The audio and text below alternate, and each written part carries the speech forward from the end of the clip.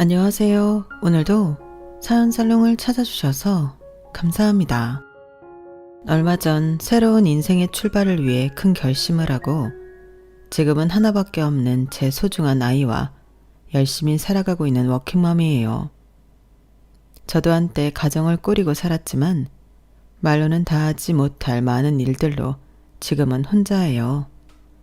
다 들으시고 제게 응원을 부탁드려요.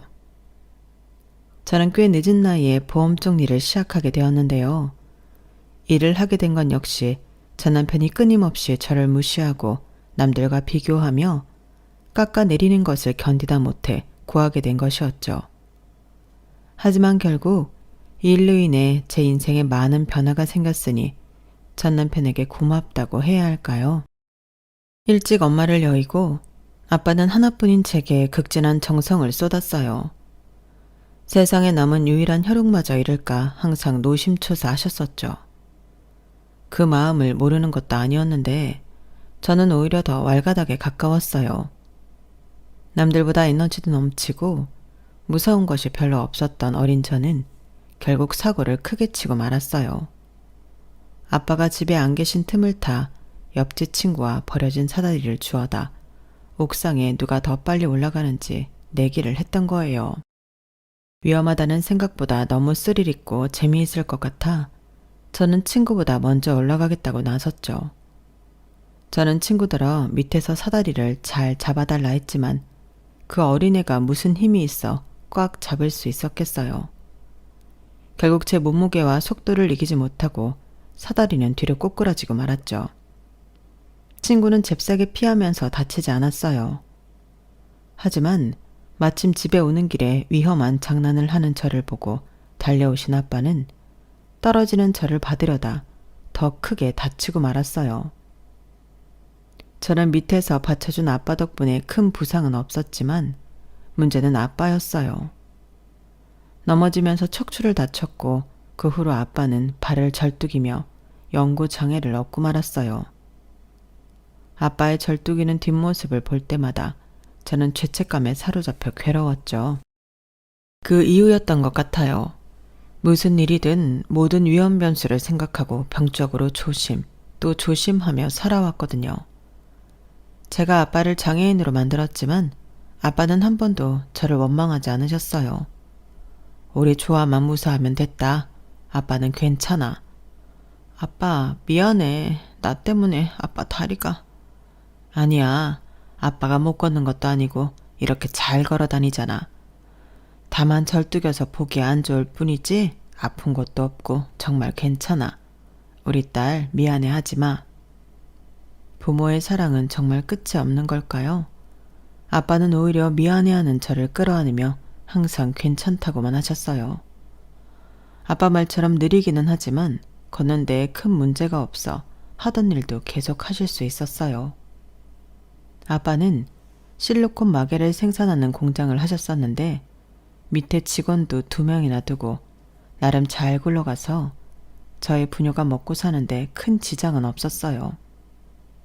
아빠는 제게 엄마의 빈자리를 느끼지 않게 해주려 더 열심히 사셨던 것 같아요.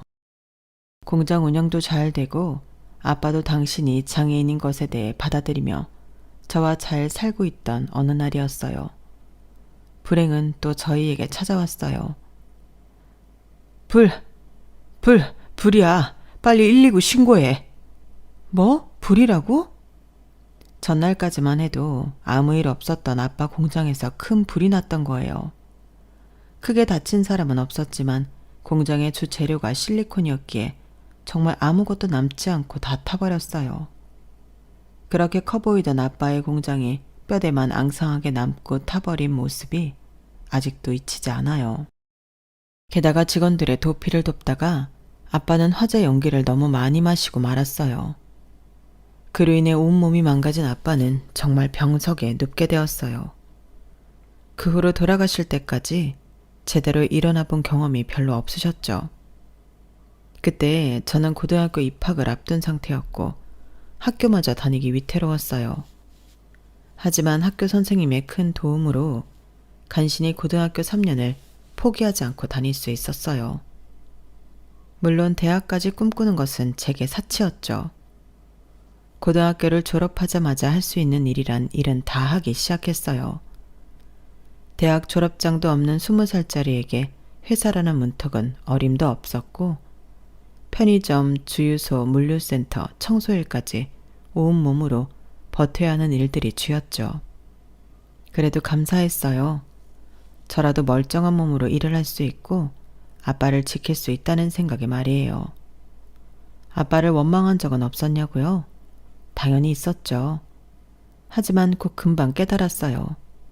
그렇게 주저앉아 아빠 원망만 하며 울고 있을 시간이 없다라는 것을 말이에요.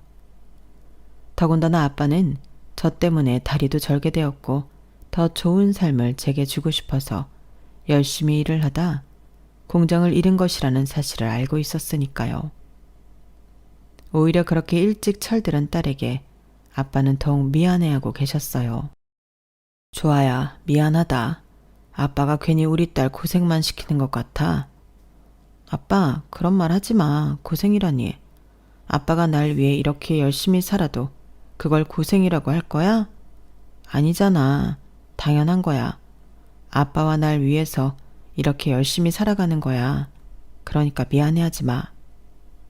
대학 캠퍼스에서 낭만을 한참 즐겨야 하는 우리 딸이 이렇게 손까지 다 풀어가면서 일하는 모습 보니까 가슴이 미어진다. 아빠가 아주 큰 착각을 하는 게 있어.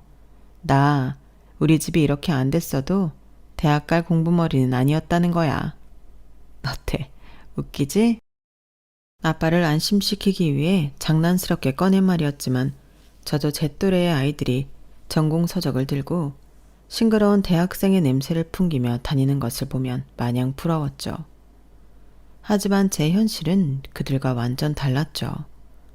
많은 일을 했지만 저는 물류센터에서 가장 오래 일을 했어요. 그러다 그곳에서 한 남자를 만나게 되었죠. 조아씨, 오늘 일 끝나고 저녁 같이 먹을래요? 네? 팀장님이랑요? 저보다 나이가 많았던 그는 제가 속한 팀을 관리하는 관리직이었고 같이 일한 지 1년쯤 되었을 때 갑자기 데이트를 제안했어요. 그때까지 연애도 모르고 죽어라 일만 하고 살아서 그게 데이트 신청인 줄도 모르고 저는 밥만 아주 맛있게 얻어먹었죠. 감사합니다, 팀장님. 잘 먹었습니다. 그럼 조심히 들어가세요. 조아씨, 이대로 가게요? 네? 밥 다 먹었으니 집에 가봐야죠. 아닌가요? 눈치가 참 없는 아가씨네. 진짜 나랑 저녁만 딱 먹으려고 나온 거예요? 남자는 제게 고백했고 저는 그게 연애인 건지 사랑의 감정인 건지도 모르게 그와 함께하게 되었어요. 교제한 지 다시 1년쯤 지났고 남자는 제게 결혼을 하자며 프로포즈를 해왔어요. 좋아야, 우리 결혼하자. 하지만 저는 쉽게 대답할 수 없었어요. 아픈 아빠 곁을 떠난다는 생각을 해본 적이 없었거든요. 아빠는 나 없으면 안 돼. 거동도 불편하신데 내가 챙겨야 되는 거 알잖아.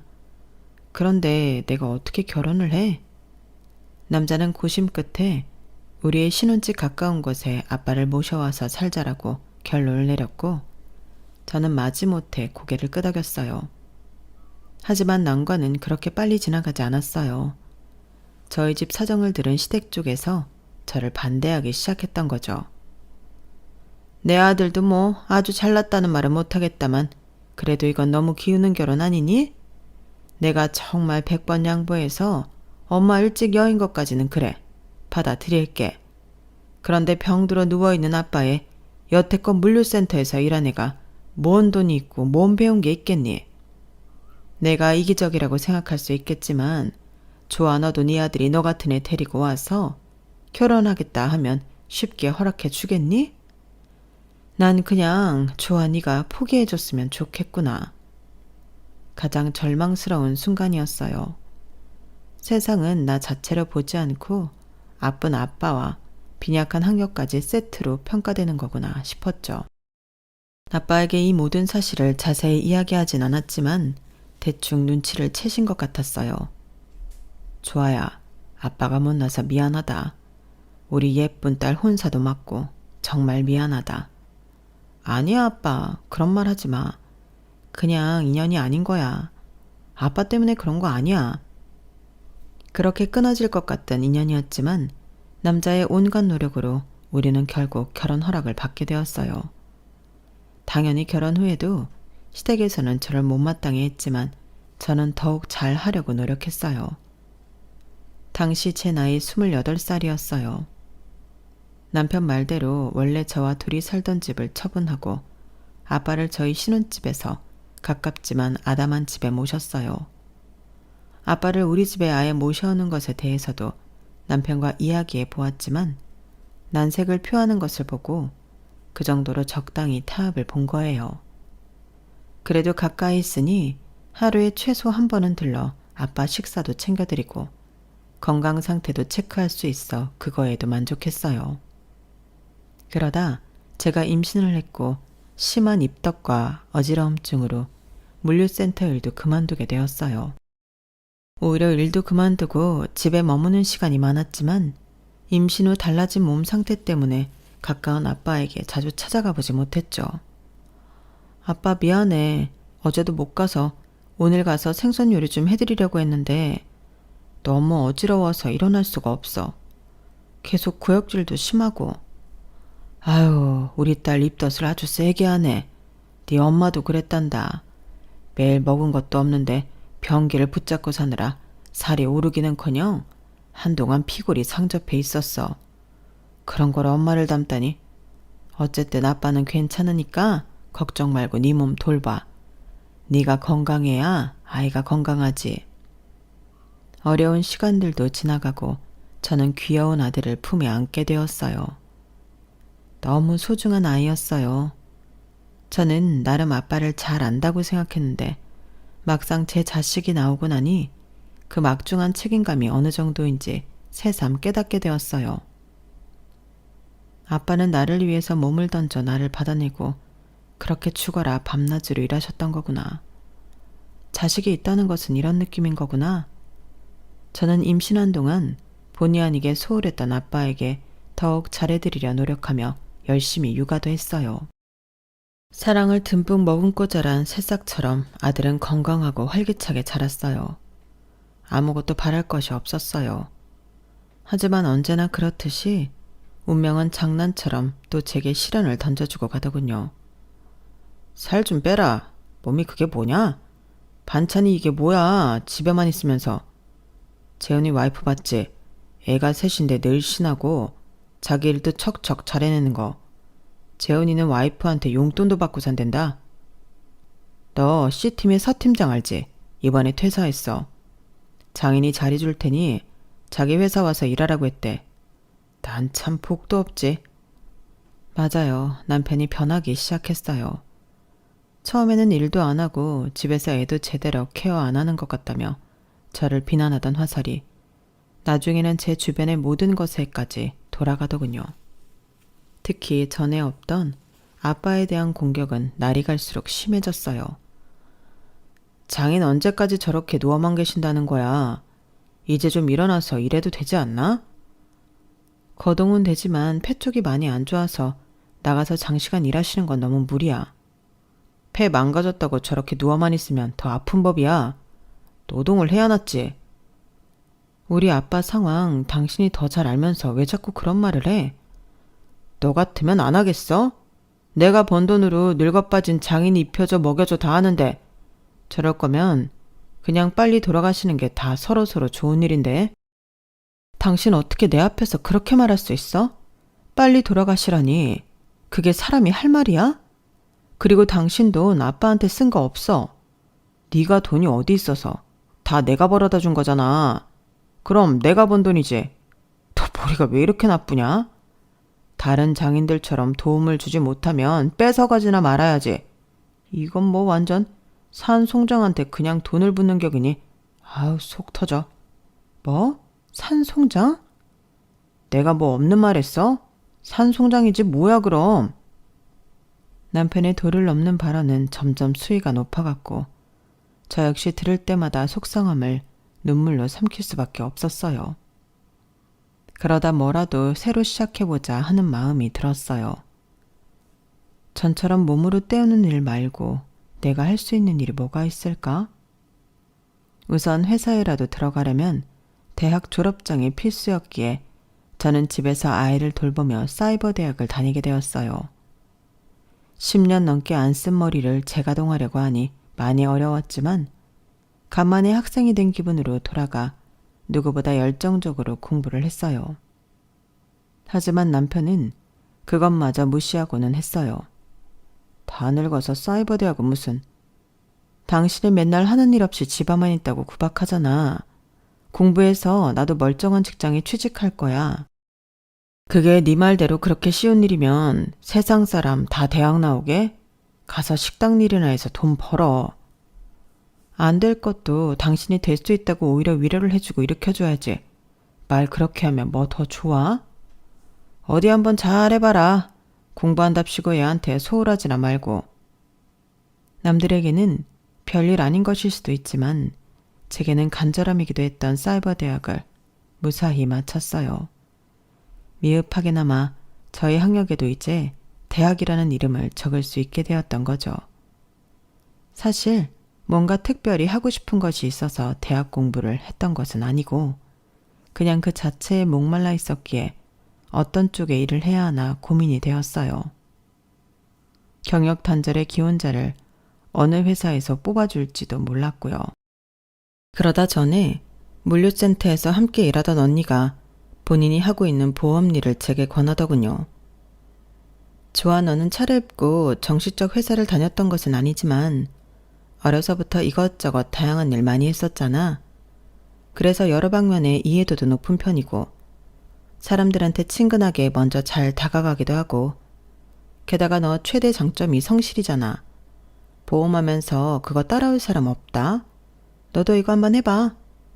괜찮을까? 언니 믿고 한번 도전해봐. 저는 보험 설계사 자격증을 따고 언니를 따라다니면서 일을 배웠어요. 처음에 두려움과 달리 보험 일이 제게 맞는 것 같기도 했어요. 그것 봐, 너 잘할 거라고 했잖아. 물론 넌 이 보험 일 아니어도 뭐든 잘했을 거야. 시작한 지 1년도 안 됐는데 지금 네 고객만 몇 명이니? 너 진짜 대단한 거야. 저는 경력이 전혀 없는 신입치고는 꽤 많은 고객을 확보하게 되었고 소개에 소개가 더해지다 보니 더 바쁘게 지낼 수 있게 되었어요. 이제는 남편에게 생활비를 구걸하지 않아도 되고 아빠도 작지만 돌봐주는 이가 상주하는 요양병원에도 모실 수 있게 되었죠. 참으로 감사한 날들이었어요. 아빠, 돈 걱정하지 말고 여기서 건강만 챙기셔. 알았지? 고맙다, 좋아야. 정말 고맙다. 정과는 다른 삶을 살고 있는데도 여전히 저를 무시하고 기죽이라는 유일한 사람은 있었죠. 바로 남편이요. 그까짓 거 보험 몇 개 팔아서 몇 푼 번다고 유세냐? 내가 언제 유세 떨었어. 나 일 시작하고 당신한테 돈 달라고 한 적도 없어. 그게 유세지 뭐야. 정장 입고 맨날 출근한다고 네가 뭐 큰돈이라도 번 것 같아? 돈 좀 달라고 하면 달라고 뭐라 하고 내가 알아서 벌어 쓰겠다고 하면 벌어 쓴다고 난리고 도대체 내가 당신 어느 장단에 맞춰야 돼? 네가 너무 의기양양한 모습이 꼴보기 싫어서 그래. 그럼 내가 어디 가서 의기소침하고 시무룩해 있었으면 좋겠어? 당신은 도대체 날 여태껏 얼마나 밑으로 생각하고 있었길래 그러는 거야? 남편과 헤어질까도 생각했지만 아빠를 좋아하는 아들을 볼 때마다 그 생각을 단념할 수밖에 없었어요. 일터에서는 활기가 넘치는 저였지만 집에만 오면 남편의 모욕적인 말과 태도에 눈물을 쏟게 일쑤였죠. 어떻게든 시간은 갔고 보험 일을 한 지 3년이 되던 해였어요. 어떤 분의 소개로 제 연락처를 받았다며 보험 설계를 부탁한 분이 있었죠. 네, 거기 카페에서 기다리겠습니다. 저와 비슷한 또래의 그 여자를 드디어 만나 상담하게 되었어요. 성함이 오은혜님 맞으시죠? 안녕하세요. 보험 설계사 김조하입니다. 안녕하세요. 선하고 서글서글한 인상의 그녀는 낯이 많이 익었지만 도무지 기억이 나지 않아 그냥 자주 볼 수 있는 얼굴인가 싶었어요. 제 보험을 들려는 것은 아니고 저희 아버지랑 어머니 것을 좀 리모델링 해볼까 해서요. 기존에 있던 것 중에 맞지 않은 것은 없애도 되고 아니면 거기에 그냥 추가해 주셔도 됩니다. 그러시군요. 아버님, 어머님 성함과 개인정보가 필요한데요. 혹시 두 분 신분증이랑 필요 서류를 지참해 주셨을까요? 네, 여기요. 저는 그녀가 내미는 가족 서류를 보고 뭔가 이상함을 느꼈어요. 아버님 성함이 오영도님, 어머님은 장세령님 맞나요? 네, 저희 아빠 엄마예요. 세상에, 영돈 아저씨랑 세령 아줌마. 네가 그 은혜였구나. 어쩐지 낯이 너무 익다 했어. 이제서야 이렇게 만나다니. 네? 나야 나 조아 언니. 기억 안 나? 너 어릴 때 청수동에서 같이 놀던 조아 언니. 여자는 기억을 더듬더니 놀란 얼굴을 금치 못했어요. 언니, 조아 언니. 그 조아 언니구나. 공장 사장님 딸. 그래 맞아 나야. 이게 도대체 몇 년 만이니? 너무 반갑다. 저희는 서로를 얼싸안고 기뻐했어요. 아저씨랑 아주머니는 건강하시고 잘 계셔? 우리 엄마랑 아빠는 잘 계셔. 너무 잘 됐다. 사장 아저씨는 잘 계셔? 우리 아빠 지금 요양병원에 계셔. 병원? 왜? 어디 아프셔서? 그때 우리 공장 불났던 거 기억나지? 맞다. 공장에 불났었지. 어린 나이에도 그 시뻘건 불이 어찌나 무서웠던지. 어떻게 살았던 거야 언니? 그때 아빠 공장 화재로 뭐 다 망했지. 게다가 아빠가 그 사건 이후로 건강이 많이 안 좋아져서 계속 일을 못 하셨어. 그럼 언니가 계속 가장 역할 했던 거야? 고등학교도 겨우 졸업했는데 뭐. 졸업하고 계속 일만 죽어라 했지. 몇 년 전에 사이버 대학으로 공부하고 일을 시작한 거야. 생각보다 나한테 잘 맞네. 그랬구나. 언니 너무 힘들었겠다. 고생 많았네. 힘들지 않았다면 거짓말이었겠지만 덕분에 정말 성실하고 열심히 살았지. 내 인생의 동기부여가 된 거지 뭐. 은혜와 저는 보험은 둘째치고 시간 가는 줄 모르고 이야기를 나눴어요. 난 결혼해서 초등학교 다니는 아들 하나 있어. 정말? 너무 좋겠다. 난 아직 결혼 못했어. 혼자야. 아직? 아저씨랑 아주머니가 속상하시겠는데 하나밖에 없는 귀한 딸 시집도 안 간다고. 아 몰라. 엄마랑 아빠도 이제 포기한 것 같아. 뭐 눈에 차는 사람이 있어야 말이지. 그냥 나도 일만 하고 살아서 그런 거에 통 관심 없기도 했고. 은혜와 저의 인연은 30년 전으로 거슬러 올라가야 해요. 아빠 공장이 한창 잘 되던 어느 날, 한 젊은 부부가 저보다 어린 여자아이 손을 잡고 공장에 나타났어요. 알고 보니 어려운 사정이 있는 가족이었는데 잠을 잘 곳도 먹을 것도 잘 챙기지 못한 상태였어요. 아빠는 공장에서 제발 일하게 해달라며 부탁하는 영돈 아저씨와 세령 아줌마에게 일자리를 내주었고 공장은 작은 간이 거처까지 마련해 주었어요. 그 부부의 딸이 은혜였고 저희는 자매처럼 붙어 다니며 잘 놀았죠. 아빠는 사정이 너무 딱하다며 다른 직원들보다 은혜네 식구에게 더욱 각별히 대했고 아저씨와 아주머니도 아빠에게 은인이라며 더 열심히 일하셨어요. 서로 외동이었기에 저와 은혜 역시 떨어져 있는 시간보다 붙어 있을 때가 훨씬 더 많았죠. 그렇게 몇 년을 함께 지내다 보니 저희는 정말 가족같이 지냈고 서로를 챙겨주었어요. 하지만 불행히도 공장에 불이 나면서 아저씨와 아줌마도 다른 곳으로 거처를 옮겨 일해야 했고 아빠도 몸이 나빠져 더 이상 전처럼 만날 수가 없었어요.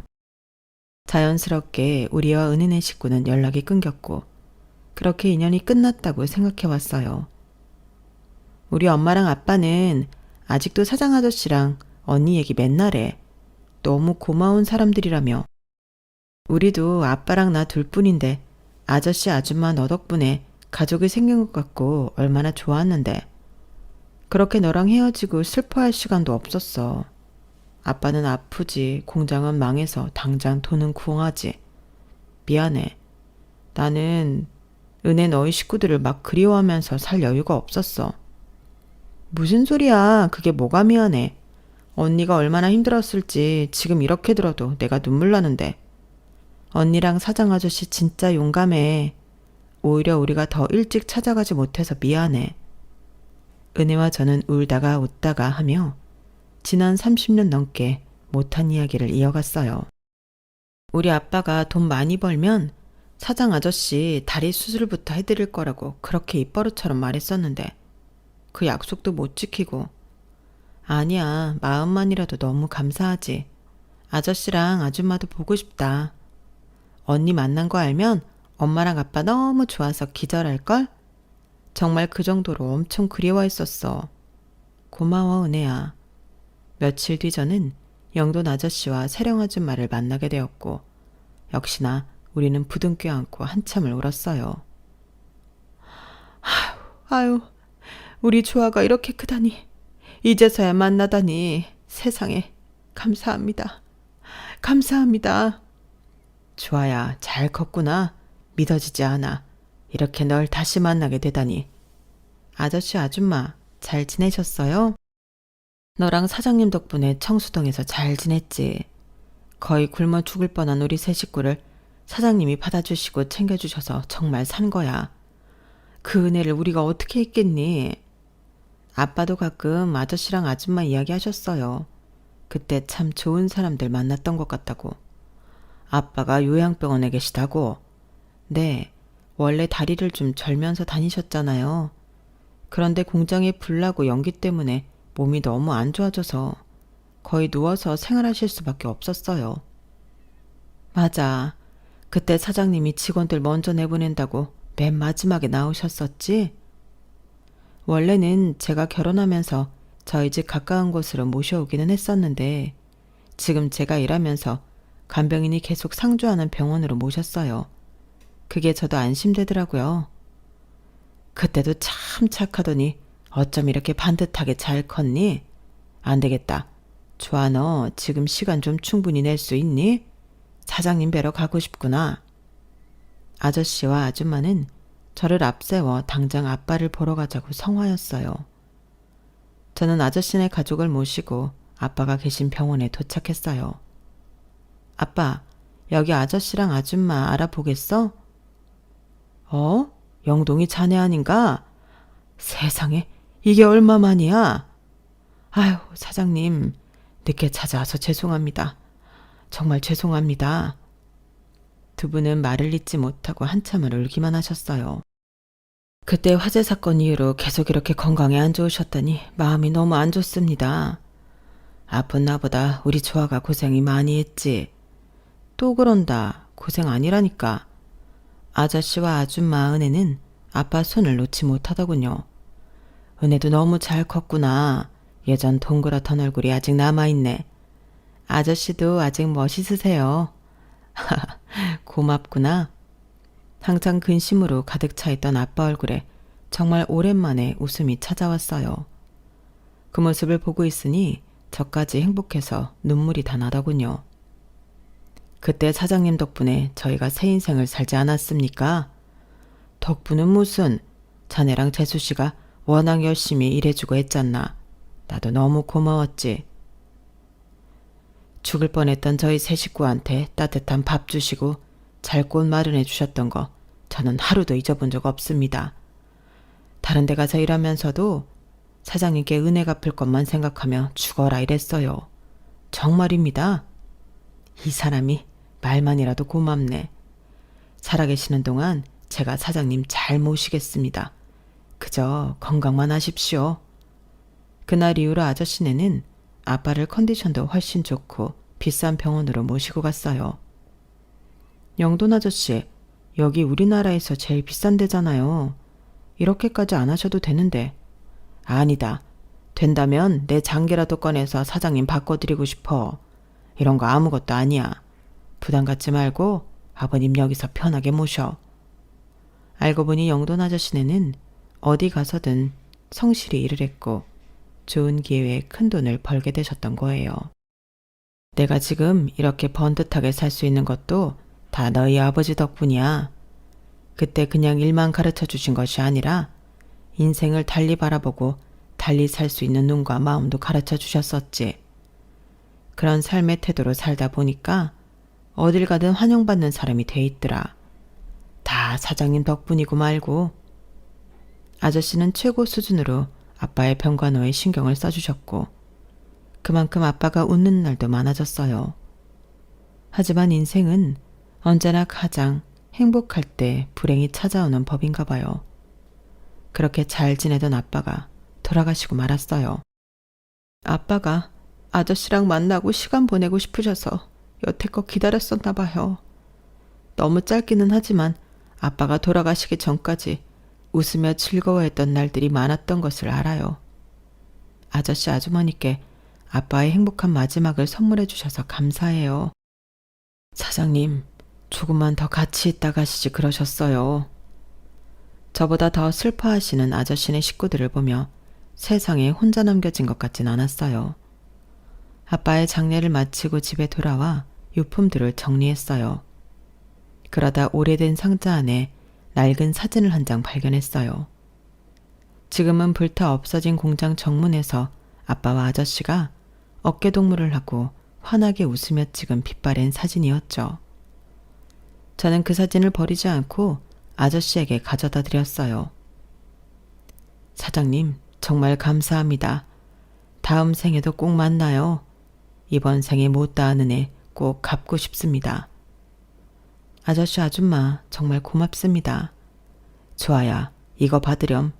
이거 원래 나중에 사장님 만나면 드리려고 차곡차곡 모았던 건데 네게 주마. 아저씨는 통장 여러 개를 제게 내밀었어요. 아저씨, 이게 뭐예요? 은혜 아빠가 여태껏 하루에 몇천 원이고 몇만 원이고 돈이 생기면 모았던 통장이야. 네? 그걸 왜 저한테 주세요? 사장님을 생각하면서 모은 거거든.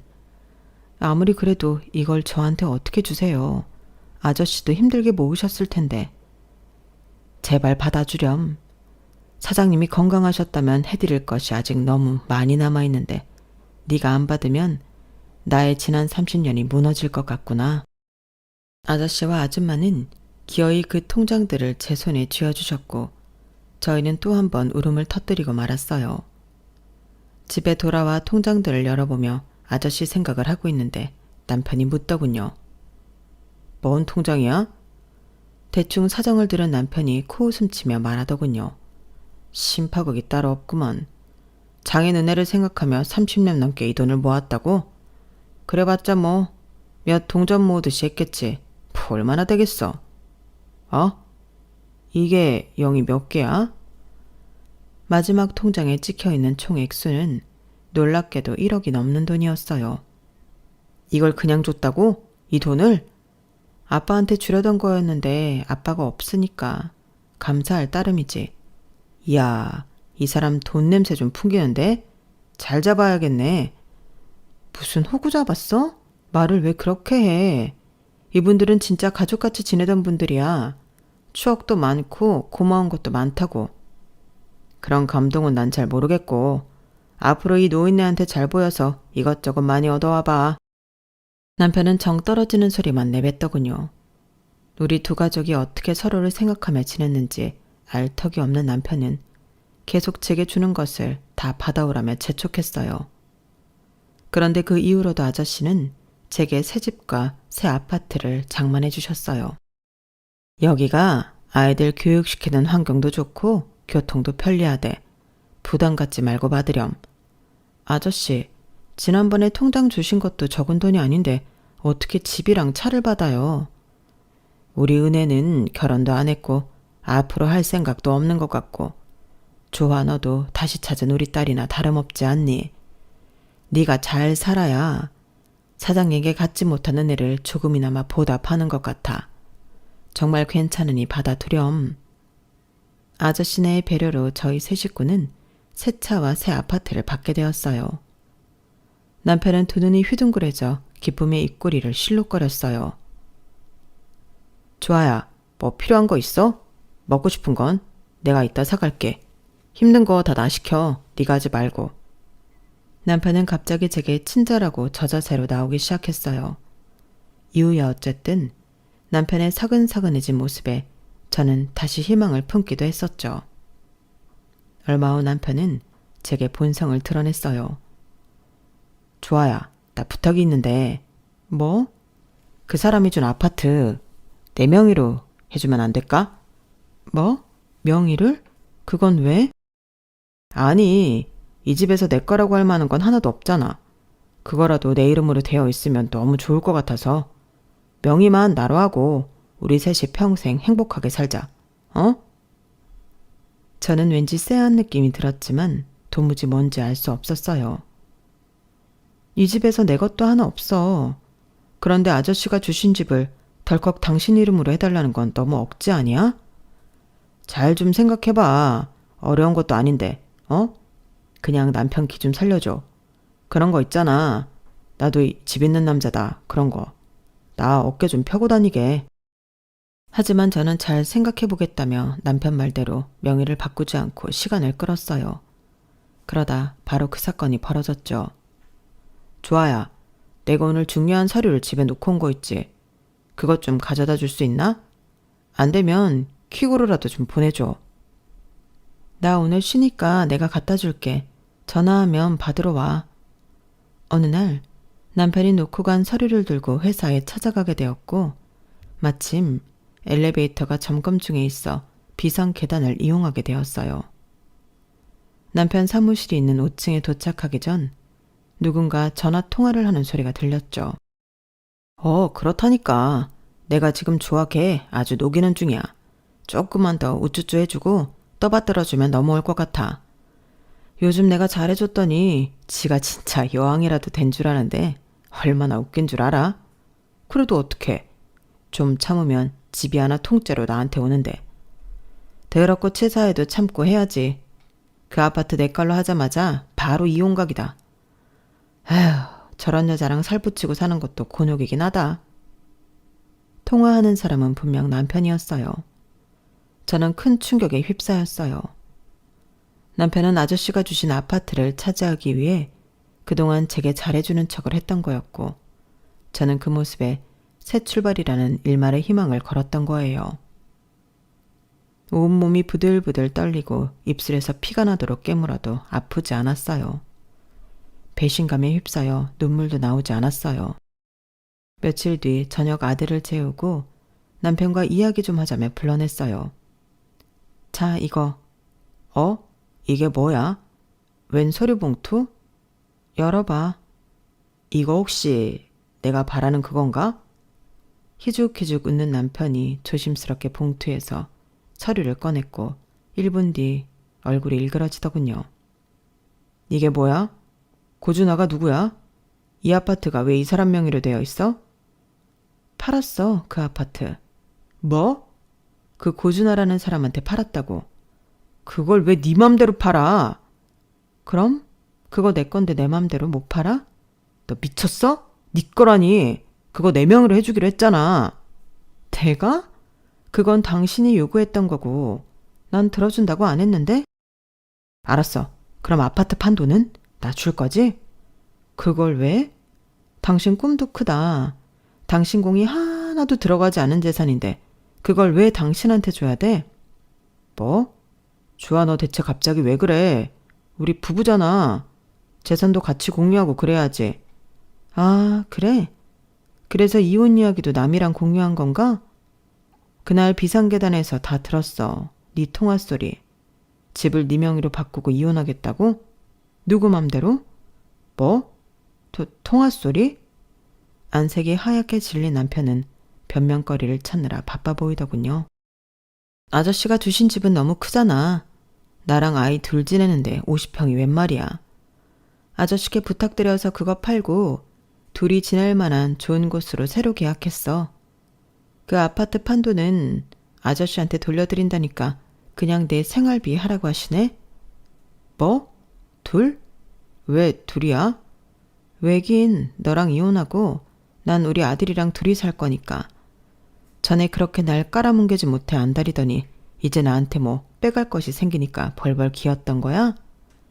끝까지 잘 좀 속이지 그랬어. 왜 중간에 들키고 그래? 좋아야, 내가 잘못했어. 그건 내 진심이 아니었어. 앞으로 3일 줄게. 조용히 당신 짐 싸서 나가고 합의 이혼하던지 끝까지 버티다 진흙탕 묻혀가며 소송하던지. 그런데 내 동생 은혜가 그렇게 유명한 변호사라지 뭐야? 난 소송에도 질 자신이 없는데 괜찮으면 붙어보든가. 잘 꺼져라 이 머저리 같은 놈아. 저는 그에게 크게 한 방 먹이고는 그 자리에서 일어났어요. 넋을 놓고 저를 쳐다보는 그에게 손가락 욕도 잊지 않고 해줬고요. 그렇게 저와 남편은 헤어졌고 지금은 아저씨가 새로 마련해 주신 좋은 거처에서 아들과 잘 지내는 중입니다. 다음 달에는 아저씨네 식구들과 유럽 여행도 함께 가기로 했어요. 이게 모두 우리 아빠가 베풀었던 은혜인데 이렇게 제가 누려도 되는 걸까요? 오늘따라 아빠가 너무 그립고 보고 싶은 날이네요. 제 사연은 여기까지입니다. 좋은 마음에 좋은 인연들을 곁에 두시길 바라며 항상 행복하세요. 여러분, 사연 댓글에 응원과 현명한 조언 부탁드려요. 좋아요와 구독은 저에게 큰 힘이 됩니다. 오늘도 좋은 일 가득하세요.